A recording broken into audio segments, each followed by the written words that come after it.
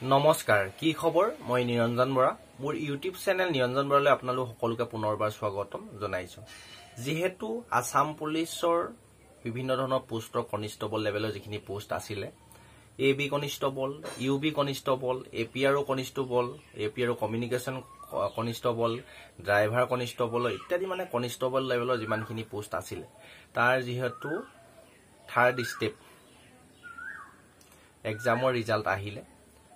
আৰু আপোনালোকেতো দেখি আছে যে আগন্তুক দিনত কিমান হাই লেভেলত কাট অফ গৈছে আৰু এবাৰ ফিজিকেলৰ কাট অফটো হাই টু হাই আৰু এক্সামৰ কাট অফ অলপ হাই গৈছে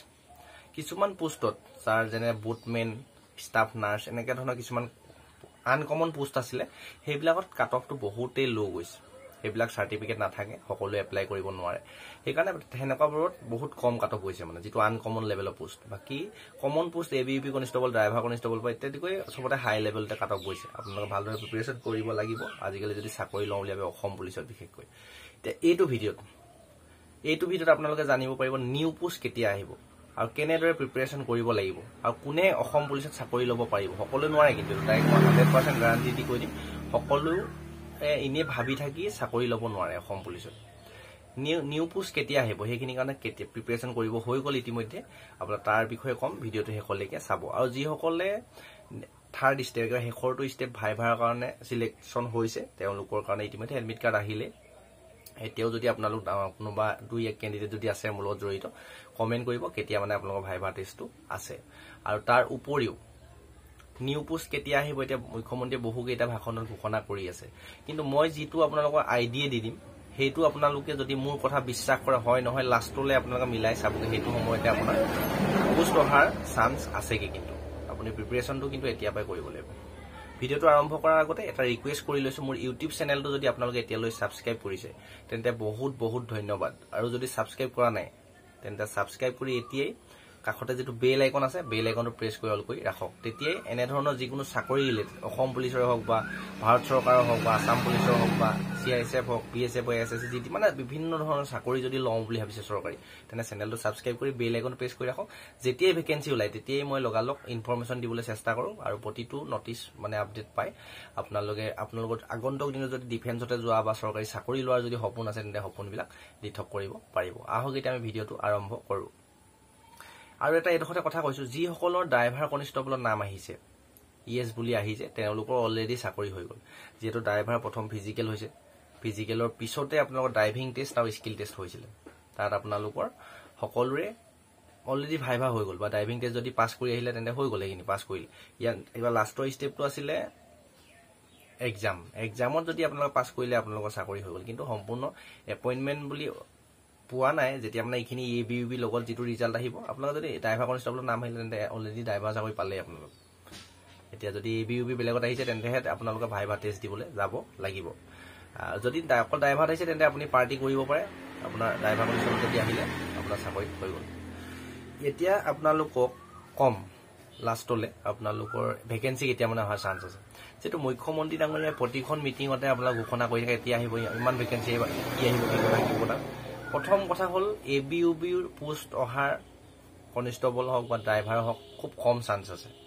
কিয়নো এইবাৰ বহুত ভেকেন্সি যিমানখিনি খালি আছিল প্ৰায় হৈ গল বুলি ধৰক আৰু তাতে কিছুমানে এনেকুৱা হৈছে এবিটো পাস কৰিছে ইউবিটো পাস কৰিছে ড্ৰাইভাৰটো পাস কৰিছে বুটমেনটো পাস কৰিছে এপিআৰটো পাস কৰিছে তেনে ক্ষেত্ৰত ভেকেন্সি খালি থাকিব এটো মানে 100% ভেকেন্সি খালি থাকিব খালি থাকিলেও বৰ বেছি খালি নাথাকিব আৰু বহুত ক্যান্ডিডেট ফিজিকেলৰ ভাল নম্বৰ পোৱা লও এসএসসি জিডিত গুছি গল যেটো এসএসসি জিডি আগতে এপইন্টমেন্ট দিছিল আগতে যেটো 2024 আপোনালোকৰ হেখিনি ৰিজাল্ট দি দিলে যত নেকি ময়ো পাস কৰিছিলো মোৰ ভাগ্য বেয়া ড্ৰাইভাৰ কনষ্টেবলটো লাষ্টত নাহিলেগে আৰু আপোনালোকৰ এসএসসি জিডি 2024 টো চাকৰি নাপালো এতিয়া নেক্সট আৰু ফৰ্থ গ্ৰেড লেভেলৰ যিখিনি পোষ্ট আছে কুকমেন হওক মানে যিখিনি ফৰ্থ গ্ৰেডৰ পোষ্ট আছে সামনে তাৰ ৰিজাল্ট আহিবলৈ আছে কি হয় চাও যেটো কপালত আছে হেতুৱে হ'ব বেছি মাথা মাৰি লাভ নাই বাদ দিও মোৰ কথাটো বাদ দিও আপোনালোকক মই বুজাই দিম কথাটো ভেকেন্সি কেতিয়া আহিব নেক্সট যদি ভেকেন্সি অহাৰ চান্স আছে খুব চান্স আছে এবিইউবি কিন্তু কম চান্স আছে কমকে আহিব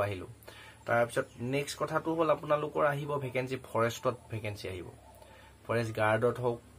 এএফপিএফ আসাম ফৰেষ্ট প্ৰটেকচন ফ'ৰ্চত হওক ড্ৰাইভাৰত হওক ফৰেষ্টৰ ড্ৰাইভাৰ আহি যাব পাৰে আৰু ফৰেষ্টৰ যিখিনি ফ'ৰ্থ গ্ৰেড লেভেলৰ পোষ্ট থাকে তাত আহিব পাৰে কিন্তু ভেকেন্সি অহাৰ খুব চান্স আছে তাত কম আহিব পাৰে কিন্তু আহিব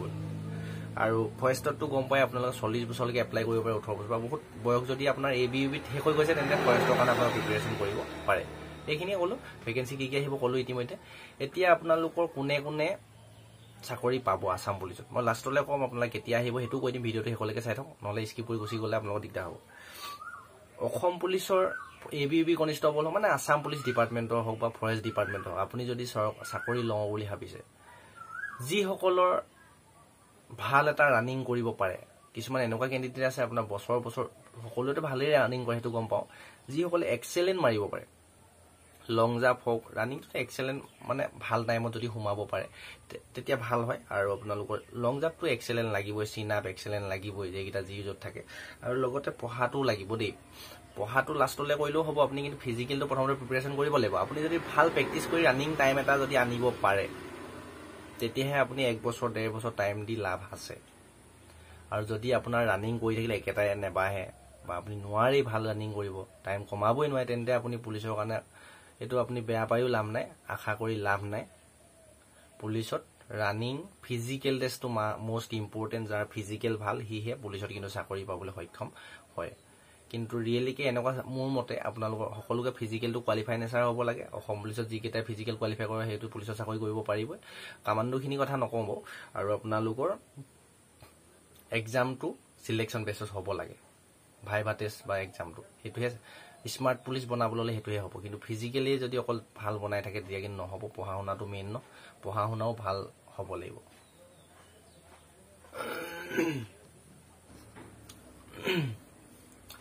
এইখিনিয়ে কথা বহুত কথাই কৈ দিলো আৰু যাৰ ফিজিক্যালত বিশ্বাস আছে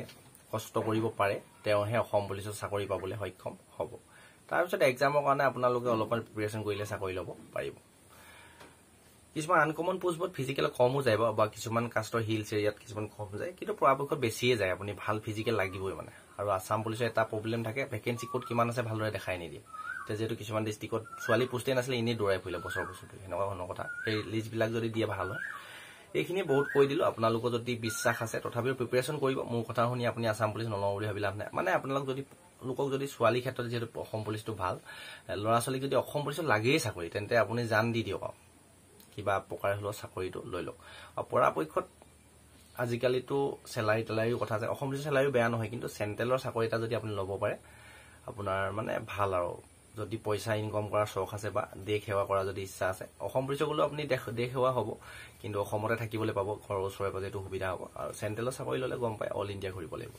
কোনটো চাকৰি বেয়া নহয় আজিকালি হলেও অসম পুলিচত ল'বলৈ হ'লে আপুনি জান দিব লাগিব পুৰা মন পুতি লাগিব এনে অলফলো কৰি আপুনি নোৱাৰিব আৰু ভাগ্য ভাল থাকিলে অলপমান প্ৰিপাৰেচন কৰিব আপোনাৰ যিসকলে এপিআৰ যেনেকৈ কম কাটপত আহি যায় বা ST হিলছৰ সকলো কমত আহি যায় কেতিয়াবা কিছুমান ডিস্ট্ৰিক্টৰ সকলোৱে নহয় কিন্তু সেইকাৰণে এইখিনিয়ে কথা বহুতখিনি কথা কৈ দিলো এতিয়া কম লাষ্টৰ ফালে আপোনালোকৰ ভেকেন্সি কেতিয়া মানে অহাৰ চান্স আছে চাওক এতিয়া যেহেতু ভাইভাৰ কাৰণে আহিছে বা ফৰ্থ গ্ৰেডৰখিনি ভাইভা হ'বলৈ বাকি আছে ভাইভাখিনি হোৱাৰ পিছতে যেহেতু আৰু এটা ফাইনেল ৰিজাল্ট আহিবলৈ আছে ভাইভা শেষ হোৱাৰ লগে লগে আপোনালোকৰ শেষ হোৱাৰ পৰা আপুনি ভাইভা দি মানে শেষ হয়গে মানে ভাইভা সেবেখিনি প্ৰসেস কমপ্লিট হয় মানে প্ৰায় সেপ্টেম্বৰ অক্টোবৰ ইমানটো পাই যাব আগষ্ট সেপ্টেম্বৰ যদি ৰিজাল্ট আহে অক্টোবৰ নৱেম্বৰ মানত হয়তো এপইন্টমেন্ট দিবগে পাৰে বা 2-1 মাহ ইফালে ভাল হ'ব পাৰে তেতিয়ালে চিন্তা কৰিছক যেতিয়া এপইন্টমেন্ট দিবগে আপোনাৰ অক্টোবৰতে দিয়ক বা নৱেম্বৰতে দিয়ক যেতিয়া এপইন্টমেন্ট দিবগে তেতিয়া হে এপইন্টমেন্ট দিয়াতে আপোনাৰ নিউ ভেকেন্সিটো কিন্তু ঘোষণা কৰাৰ চান্স আছে মুখ্যমন্ত্ৰী ডাঙৰীয়া আমি আগত ভেকেন্সি কিনি কথাও যেতিয়া এপইন্টমেন্ট দিয়ে তেতিয়া ঘোষণা কৰে আমকন মুকলি কৰিম আমকন 2-1 মাহ ইফালে ভাল হৈ যাব গোটেই ডিপাৰ্টমেণ্টলি কাম না বহুতখিনি কাম কাজ কৰিব লাগে কিন্তু তেতিয়াহে ঘোষণা কৰিবগে আপোনাৰ ভেকেন্সি কেতিয়া আহিব মানে ধৰি থক এতিয়া 25 যদি শেষ হৈ যায়গে 26 চনত অহাৰ চান্স আছে কিন্তু দেই 26 চনত আপোনালোকৰ ভেকেন্সি অহাৰ চান্স আছে প্ৰথমটো আহিব পাৰে বা লাষ্টৰ ফালেও আহিব পাৰে ক'ব পৰা নাযায় আপুনি প্ৰিপাৰেচনটো কম বেছি পাৰি মানে আৰম্ভ কৰি দিয়ক যদি পুলিচতে চাকৰি লাগে বুলি ভাবে আৰু যদি চেন্ট্ৰেলৰ চাকৰি লাগে তেন্তে চেনেলটো সাবস্ক্ৰাইব কৰি থলে হ'ল বিভিন্ন ধৰণৰ SSC GD হওক বিভিন্ন ভেকেন্সি আহি থাকে নৱেম্বৰ ডিসেম্বৰ আকৌ SSC GD আহিব এইখিনি কথা ইয়াত নকওঁ যেটো পুলিচৰ কথা কৈ আছলি সেই কাৰণে আপোনাৰ চেনেলটো সাবস্ক্ৰাইব কৰি ৰাখিব ভেকেন্সি কেতিয়া আহিব গম পালে সকলোলৈকে ভিডিওটো শেয়াৰ কৰি দিব নেক্সট আকৌ এটা অতি গুৰুত্বপূৰ্ণ ভিডিও হতে আপোনালোকক লগ পাম আৰু ইয়াতকৈ যদি কিবা পুলিচৰ বিষয়ে জানিবলগীয়া থাকে কমেন্ট কৰিব মই এটা টপিকত ভিডিও বনাই দিবলৈ চেষ্টা কৰিম ডেসক্ৰিপচনতে হোৱাটছআপ গ্ৰুপৰ লিংক আছে টেলিগ্ৰাম চেনেলৰ লিংক আছে ইনষ্টা আইডি আছে গোটেইখিনি ফলো কৰি ৰাখিব যদি মোৰ লগত জড়িত হৈ থাকিব বিচাৰে আৰু আপোনালোকৰ যদি কিবা জানিবলগীয়া থাকে কমেণ্ট কৰিব আৰু কোনোবা যদি এইখিনি ভেকেঞ্চিত পাছ কৰিছে নাম যদি আহিছে বহুত ভাল কথা কংগ্ৰেচুলেশ্যন আপোনালোকে ভালদৰে প্ৰিপেৰেশ্যন কৰক নেক্সট ষ্টেপৰ কাৰণে আপোনালোকৰ যাতে সপোনবিলাক পূৰণ হয় ঘৰখন পৰিয়ালটো সমাজখন তথা দেশখনৰ উন্নতিৰ হকে প্ৰতিটো ক্ষেত্ৰতে কাম কৰি যাওক আপোনালোকৰ লক্ষ্য উদ্দেশ্য সোনকালে পূৰণ হওক তাৰেই কাৰণে ভগৱানৰ ওচৰত প্ৰাৰ্থনা জনাই আজি এই ভিডিঅ'টোৰ পৰা ইমানতে বিদায় লৈছো ধন্যবাদ